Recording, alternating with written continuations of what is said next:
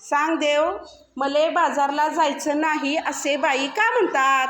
प्लास्टिकच्या पिशवीतून वस्तू आणाव्या लागतात.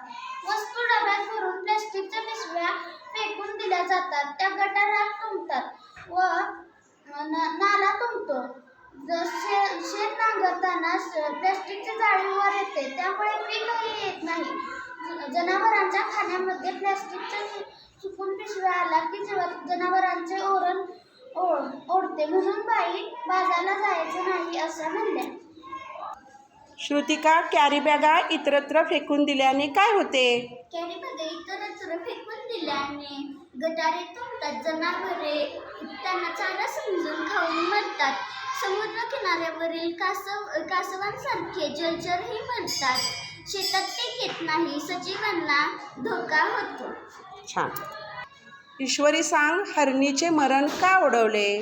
बाई हरणी नावाची म्हैस होती. तिने चारा समजून प्लॅस्टिकच्या कॅरी बॅगा चघळल्या. त्यामुळे त्या कॅरी बॅगा तिच्या पोटात गेल्या आणि म्हशीचे मरण ओढवले. छान.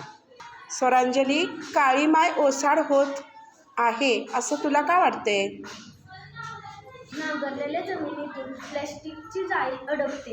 शेतात पीक येईनासे होते, म्हणून पाठात असे म्हटले आहे की काळी माय ओसाड झाली. छान. सानिका, सरकारने कोणता आदेश काढला आहे? प्लॅस्टिकच्या कॅरीबॅगमुळे जनावरांचे मरण होते, शिवाय सजीवांच्या जीवालाही धोका होतो, म्हणून सरकारने हा आदेश काढला आहे. छान. प्रियल, सांग बरं, बाई बाजारला जायला कशा काय तयार झाल्या? प्लॅस्टिकच्या पिशव्या वापरायच्या नाही, त्याऐवजी कापडाची किंवा कागदाची पिशवी घ्यायची. पृथ्वीची काळजी घ्यायची असे प्रतिज्ञापूर्वक ठरले, म्हणून बाई बाजारला जायला तयार झाल्या.